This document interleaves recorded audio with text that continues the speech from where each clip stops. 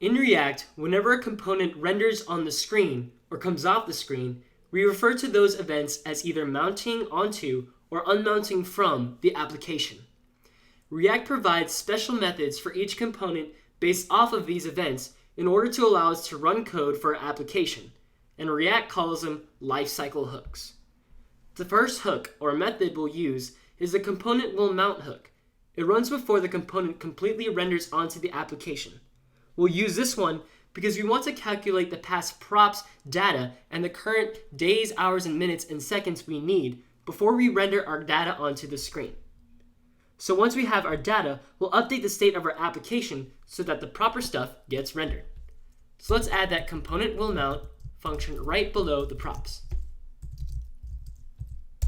And then we'll calculate this.get time until our props deadline.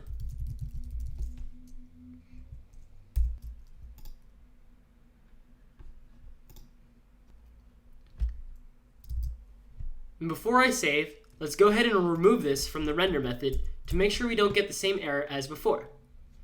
We'll save. And there we go. This is unexpected behavior because I didn't actually write component will mount. I wrote component will mount. Another one of those errors you guys probably recognize. And there we go. We see the updating days. Cool. Why don't we also update the hours to the hours. Whoa, it's working. Now, a cool ES6 trick that we can use to make our code simpler is to use the key value shorthand syntax. You notice how the key and the value look exactly the same? Well, rather than saying days is days, I can simply specify days as one keyword, and it'll automatically recognize that the days should be the key and days should also be the value. So as I save and reload, you'll notice that it still works. Same goes for hours.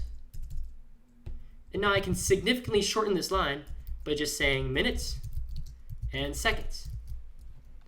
As I save, the whole thing updates. Let's go ahead and get rid of these console logs that we don't need anymore. Save again. And now we'll take advantage of another lifecycle hook called component did mount.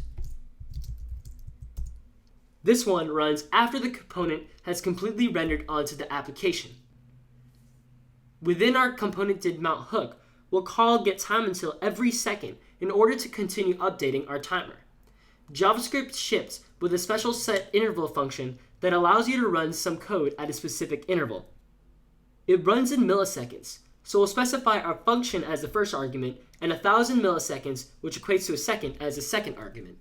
So let's write that now. Set interval, and then we'll need to specify an arrow function, which is anonymous, and we'll call this.get time until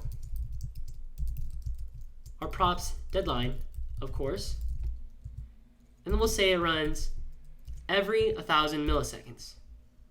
Let's go ahead and save this. And look at that. We have an updating timer already. Very cool. We have a working application now because we can even change the date. Check it out. Let's say I want November 25, 2017. And look, about 30 days were subtracted. That's so awesome. There's just a couple things to fix, however. For one, notice that there's a problem with numbers less than 10. They mess up the spacing of the application because they're missing an extra digit. They need a leading zero prefix in order to fix this. We'll address that issue in the next video where we'll add a leading zero helper method.